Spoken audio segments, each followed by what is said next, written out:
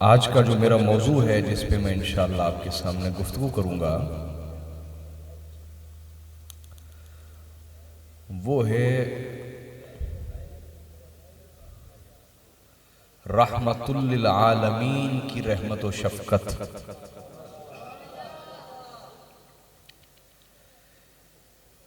हुजूर सय्यद दो आलम सल्लल्लाहु अलैहि वसल्लम रहमतुल लिल आलमीन है। ये हम में से हर बच्चा जानता है, हर बड़ा जानता है, हर बूढ़ा जानता है।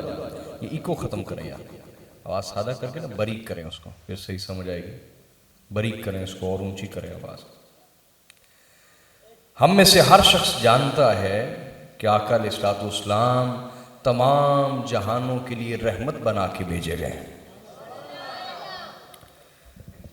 लेकिन हुजूर अलैहिस्सलाम के रहमतुल लिल आलमीन होने का मतलब क्या है? हुजूर के रहमतुल लिल आलमीन होने का बोलिए मतलब क्या है, इसको भी समझने की जरूरत है। इसको बोलिए ना। तो हुजूर के रहमतुल लिल आलमीन होने का माना क्या है, आज इसको समझने की कोशिश करते हैं। क्यों भी मेरा साथ देंगे गोपेराय वालों?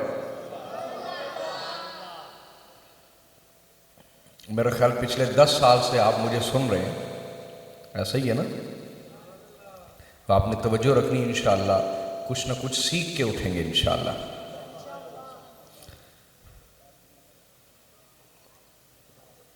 पहली चीज तो ये समझे, तो हाज़िरीन मोहतरम, अल्लाह पाक ने फरमाया वमा अरसलनाका इल्ला रहमतल लिल आलमीन, कि मेरे रसूल हमने आपको तमाम जहानों के लिए रहमत बना के भेजा है। तमाम जहानों के लिए बोलिए। अच्छा, जहान कहते किसको हैं? ये पता है आपको जहान किसको कहते हैं? पहले तो जहान समझे ना, फिर जहान कितने हैं कुछ इस पे बात कर लेंगे, फिर हुजूर तमाम जहानों के लिए रहमत कैसे हैं इस पे बात कर लेंगे। जहान किसको कहते हैं? जरा देखें मेरी तरफ। ये लाहौर नक्शे पे देखें ना तो बड़ा छोटा सा लगता है, ऐसा ही है। लेकिन अगर आप फिरना शुरू कर दें तो मेरी जम पल लाहौर की है, लेकिन मैं ये नहीं कह सकता मैंने सारा लाहौर फिरा हुआ है। हालांकि मेरा आना जाना महाफिल पे, बयानात पे, जगह जगह आना जाना, लेकिन मैं ये दावा कर सकता, और शायद आप में से भी कोई ये दावा कर सकता, तो नक्शे पे तो छोटा सा है लेकिन हकीकत में ये इतना बड़ा है कि हम लाहौरी होने के बावजूद हम पूरा लाहौर फिर पाते। तो लाहौर इतना बड़ा है तो फिर आप अंदाजा करें कि सूबा पंजाब कितना बड़ा होगा, है? फिर सूबा पंजाब की निस्बत पूरा पाकिस्तान कितना बड़ा होगा, जरा अंदाजा कीजिए। फिर पाकिस्तान से ऊपर निकले, तकरीबन दुनिया में 206 ममालिक हैं। कितने मुल्क हैं? वो 206 मुल्क। कितनी बड़ी दुनिया है या नहीं बोले? फिर ये सारे जो मुल्क हैं, सारे के सारे मुल्क, ये सिर्फ और सिर्फ 28% खुश्की के हिस्से पे हैं। दुनिया में 72% पानी है। हमारी दुनिया में 72%। अब जरा वो पानी भी सामने लाएं तो दुनिया कितनी बड़ी है। जरा लाहौर को सामने रख के पूरी दुनिया पे चले जाएं तो दुनिया कितनी बड़ी है। क्यों भाई, कोई फिर सकता है? एक एक जंगल ऐसा है, एक एक जंगल यहां दुनिया पे, वो आपके पूरे पाकिस्तान से 3-3 गुना बड़ा है। हेलीकॉप्टर्स, जहाज, इतने हैवी जहाज भी साइंसदानों ने इस्तेमाल किए कि पूरा जंगल फिरा जाए, लेकिन पूरा जंगल नहीं फिर सके। जहाज उधर ही खत्म हो गए, आज तक उनका आता पता ही कुछ नहीं। इतने इतने बड़े जंगल हैं। तो ये दुनिया कितनी बड़ी हुई है ना। अब मेरी तरफ तवज्जो करें, अल्लाह ताला ने जो सितारे पैदा किए हैं, क्या उनमें से सबसे छोटे सितारे को, सबसे छोटे सितारे को आप ये समझें कि वो एक डब्बा है। वो क्या है? एक बॉक्स है, डिब्बा है, डिब्बे की तरह है, बॉक्स की तरह। अगर आप सबसे छोटे सितारे को अपने सामने रखें और उसको समझे एक डिब्बा, एक बॉक्स है, तो उसको खोल लें उसके अंदर ये पूरी दुनिया जो मैंने इतनी बड़ी आपके सामने रखी, ये डालते जाएं, डालते जाएं, डालते जाएं, डालते जाएं। 10 लाख ये अपनी जो जमीन है, 10 लाख जमीनें एक छोटे से सितारे में आ सकती हैं। इतना बड़ा एक छोटा सा सितारा है कि अगर उसे बॉक्स बनाया जाए तो ये 10 लाख जमीनें उसमें समा जाए। क्या 10 लाख जमीनें समा जाएं। और इस जैसे खरबों सितारे, जिनमें से एक सितारा आपके सामने रखा, खरबों सितारे मिले तो एक गैलेक्सी बनती है। एक क्या बनती है बोलिए? गैलेक्सी। और इस जैसी साइंसदान, आज मैं नई तहकीक पढ़ के आया हूं। मैं जब मौजू तैयार कर रहा होता हूं, मैं नई चीजें दोबारा पढ़ता हूं कि शायद कोई नई चीज मिल जाए। तो आज मैं इसके ऊपर तहकीक कर रहा था कि कोई शायद नई तहकीक आ गई हो। तो साइंसदानों ने लिखा कि यहाँ एक जहान जो है, एक जहान, पहले लाहौर, उससे पाकिस्तान, उससे दुनिया, उससे सितारा, और इस जैसे मैंने बताया अरबों सितारे हों तो एक गैलेक्सी बनती है। बोले? और इस जैसी साइंसदान कहते हैं तकरीबन 2 खरब के करीब गैलेक्सीज हैं। कितनी? 2 खरब के करीब गैलेक्सीज हैं। ये सारी मिले तो एक जहान बनता है। ये सारी मिले तो बोलिए एक जहान। अब एक जहान समझ आ गया है? अब जरा कुरान समझिए। अल्लाह ने फरमाया, मेरे नबी, हमने आपको तमाम जहानों के लिए रहमत बना के भेजा है। तमाम जहानों के लिए। हजरत अब्दुल्ला इब्न अब्बास ने क्या फरमाया? ये एक जहान समझ आ गया आपको? बोले ना। हजरत अब्दुल्ला इब्न अब्बास फरमाते हैं, अल्लाह ने इस जैसे 18,000 जहान पैदा फरमाए। कितने? ये एक जहान इतना बड़ा है, मैंने बता दिया, जिसमें 3 खरब के करीब गैलेक्सीज हैं। हर गैलेक्सी में अरबों सितारे, उनमें से हर सितारा अगर बॉक्स बनाया जाए, 10 लाख जमीनें उसमें समा जाए। अब आप अंदाजा फरमाएं कि मेरे आका कितने जहानों के लिए रहमत बना के भेजे गए। मेरी बात आप समझे या नहीं समझे? बोलिए। अब अगला सवाल उठाते हैं, हुजूर रहमत कैसे? हुजूर बोलिए। यार मेरी तरफ तवज्जो रखनी है। चलो हम तो अब पैदा हुए ना, सरकार के इस दुनिया में आने के बाद हम पैदा हुए, हमें समझ आ जाएगी हुजूर की हम पे रहमत कैसी है, कि हमें ईमान मिल गया, हिदायत मिल गई, कलमा नसीब हो गया है। जो लोग आका अलैहिस्सलाम से पहले दुनिया में आए, फिर दुनिया जब बनी, फिर सितारे, फिर जहान, फिर जिन, फिर इंसान, फिर मलक, फरिश्ते, फिर लौ, फिर कलम, फिर अर्श, फिर कुर्सी, कितनी मखलूकात हैं। तो आका अलैहिस्सलाम रहमत कैसे? उनके लिए कैसे रहमत है? उनके लिए बोलिए क्यों? इसलिए कि भाई जिस चीज का वजूद ही ना बना हो उस पर रहमत कैसे की जा सकती है? नहीं समझे बात आप? यहां एक बच्चा मुझे 8-10 साल का बच्चा कह दे, मैं अपने पुत्रा ते बड़ा मेहरबान है जी, जिंदे है ही नहीं वो कभी मैं अपने पुत्रा ते बड़ा मेहरबान, तो मैं पूछूं बेटा आपने शादी की हुई? हो? नहीं। आपके बच्चे हैं? नहीं। तो क्या ये उसका जुमला दुरुस्त होगा?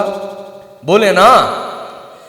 तो पता क्या चला, रहमत का पहला तकाजा ये है कि जिसके पास वजूद नहीं उसको वजूद दिया जाए।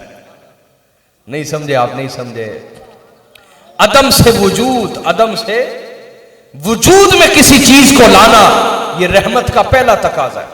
रहमत का, अगर कोई चीज अपना वजूद ही नहीं रखती तो उस पर रहमत कैसे की जाएगी?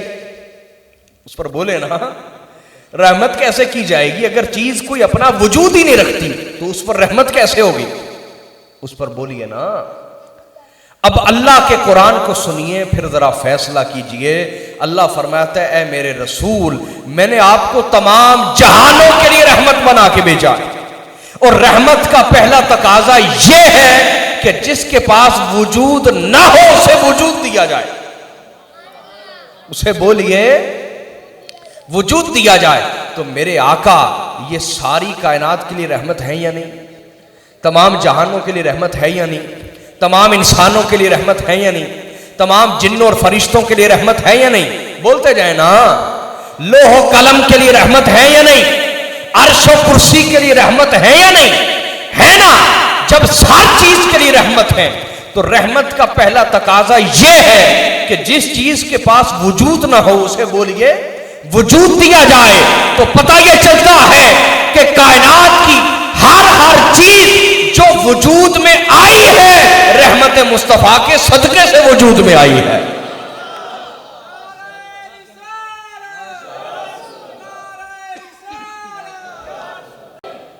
क्यों भी अल्लाह का अर्श रहमत मुस्तफ़ा के ज़रिए से वजूद में आया कि नहीं? क्योंकि हुजूर उसके लिए भी रहमत है। हुजूर उसके लिए भी बोलिए जो कुर्सी है खुदा की मखलूक है ना, मखलूक है। हुजूर उसके लिए रहमतुल्लिल आलमीन है या नहीं? ज़रा जोर लगा के बोलो यार। पिंडा ले तो खालस दुध पींदे ने, जे ताड़ी भी आवाज़ नहीं निकलनी तो फिर बंदा शहर हालत तो उंजी चुप हो जाओ है जी। तुसी तो खालिस दुध पी ना लियो, बोलिया करो, जोर ला के बोलिया करो। तो मैंने अर्ज की अल्लाह की जो कुर्सी है वो मखलूक है या नहीं है? तो हुजूर उसके लिए रहमत है या नहीं? तो पता यह चला कि खुदा की कुर्सी हो, अर्श हो, लो हो, कलम हो, तमाम फरिश्ते हो, सब के सब हुजूर की रहमत के वसीले से वजूद में आए हैं। इतना नुक्ता समझ आ गया? अगला नुक्ता समझे। अच्छा वैसे ऐसे हुआ, अक्सर लोग सवाल भी करते हैं यार दुनिया ते मुर्गी पहले आई या अंडा पहले आया है जी। अक्सर सवाल करते हैं ना कि दुनिया में अंडा पहले आया या मुर्गी, है ना। तो बच्चे ने सही जवाब दिया है भाई अल्लाह ताला का निज़ाम है, उसने मुर्गा मुर्गी को पैदा किया, उसके जरिए अंडे निकलना शुरू हुए, आगे बच्चे निकलना शुरू हुए। समझ आई या नहीं आई? ये नहीं कि अंडा आ गया और अंडा ढूंढ रहा है कि हुण केड़ी कुकड़ी मेरे उत्ते कुड़क मलेगी है, और क्या पंजाबी में कहते कुड़क मलना। तो ऐसा नहीं हुआ कि पहले अंडा आया बाद में मुर्गी आई ना। अल्लाह ताला का निज़ाम बड़ा मुनज़्ज़म निज़ाम है। बोलिए बड़ा। खुदा का निज़ाम क्या है कि जिस चीज़ की ज़रूरत होती है वो पहले पैदा की जाती है, और जो ज़रूरतमंद है जिसे ज़रूरत होती है ज़रूरतमंद को बाद में पैदा किया जाता है। जो मोहताज है जिसे हाजत है, मोहताज है, वो बाद में पैदा किया जाता है। जो मोहताज इले जिसकी उसे हाजत होनी है, जिसकी उसे बोलिए वो जिसकी हाजत होनी है वो पहले पैदा की जाती है। वो बोलिए एक मिसाल से समझे, इंशाल्लाह आपको समझ आएगी। देखिए इंसान को पानी की ज़रूरत है ना, इंसान पानी के बगैर ज़िंदा रह सकता है? क्या ऐसा हुआ कि इंसान दुनिया में आ गया और पानी था ही नहीं, तो इंसान ढूंढने लग गया और पानी किथों लभेगा? ऐसा हुआ नहीं। इंसान को पानी की ज़रूरत थी तो पहले पानी पैदा किया गया, फिर बोलिए इंसान, फिर बोलिए ना। तो मोहताज को बाद में पैदा किया जाता है, जिसकी उसे मोहताजी होनी उसको जरूरत को पहले पैदा किया जाता है, जरूरतमंद को बाद में। जरूरतमंद को बोलिए बाद में। इतनी बात समझ आ गई? एक और मिसाल समझे। ऑक्सीजन, सांस लेना, ऑक्सीजन, इसकी इंसान को जरूरत है ना। तो ऐसा नहीं कि इंसान पहले पैदा हो गया ऑक्सीजन बाद में आई, ऐसा हुआ पहले ऑक्सीजन पैदा की गई फिर इंसान को पैदा किया गया। इतनी बात समझ आ गई? बोले ना यार। जहां समझ नहीं आनी वहां हाथ खड़ा कर लेना, मैं आपको समझा के आगे चलूंगा। ठीक है? समझ आ गई यहां तक? भाई जरूरत पहले पैदा की जाती है, जरूरतमंद। तो तमाम कायनातों को हुजूर की जरूरत है या नहीं? हुजूर रहमतुल लिल आलमीन है, तमाम जहानों के लिए रहमत है। तो तमाम जहानों को हुजूर की रहमत की जरूरत है या नहीं? बोलिए सरकार की जरूरत है या नहीं? तो हमने एक अकली सी बात समझ ली कि जरूरत पहले पैदा की जाती है, जरूरतमंद को बाद में पैदा किया जाता है। तो पता यह चल गया कि अल्लाह रब्बुल इज्जत ने इंसानों से भी पहले, जिन्नों से भी पहले, फरिश्तों से भी पहले, लोहो कलम से भी पहले अर्श और कुर्सी से भी पहले, हर चीज से पहले अल्लाह ने सबसे पहले वजूद मुस्तफा को पैदा किया है। सबसे पहले अल्लाह ने वजूद मुस्तफा को पैदा किया।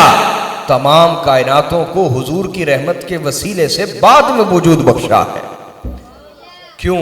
इसलिए कि हर चीज को हुजूर की जरूरत है, हर चीज को हुजूर की, तो हुजूर को पहले बनाया गया। हर चीज को बोलिए तो रहमतुल लिल आलमीन का माना समझ आया? बोले भी माना समझ आया या नहीं आया? कि हुजूर कायनात की हर चीज के लिए रहमत है, कायनात की